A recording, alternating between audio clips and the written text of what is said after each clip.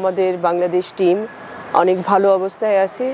প্রথম ম্যাচ ওরা ভুটানের সাথে খেলেছে, আপনারা দেখেছেন যে ওরা অনেক ভালো ম্যাচ খেলেছে এবং অনেক গোল করেছে।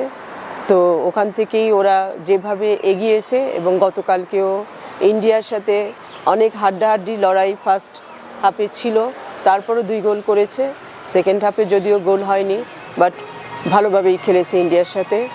এবং আগামীকালও নেপালের সাথে খেলা, আমার বিশ্বাস নেপালের সাথে খুব ভালোভাবে জিতবে। আমি প্রতিদিনই টিমের কাছে যাচ্ছি টিমকে ইন্সপায়ার করার জন্য, তাদের সাথে কথা বলছি। তো অ্যাকচুয়ালি আমি বলতে পারি যে বাংলাদেশ টিম ফাইনাল খেলবে, যদিও অফিসিয়াল অ্যানাউন্সমেন্ট নেই, কিন্তু তারপরও আমি বলতে পারি হিসাবে, কারণ বাংলাদেশ এখন 6 পয়েন্টে আছে। বাংলাদেশ আগামীকাল যদি হেরেও যায় তাও তারা জিতবে, তার মানে তাও তারা ফাইনালে যাবে। এবং আমার বিশ্বাস ফাইনালে বাংলাদেশ এবং ইন্ডিয়া যাবে এবং ইন্ডিয়াকে আমরা আরেকবার পাবো। এবং আমার বিশ্বাস ফাইনালে মেয়েরা অনেক ভালো খেলবে এবং চ্যাম্পিয়ন ট্রফি নিয়েই আমরা দেশে ফিরবো।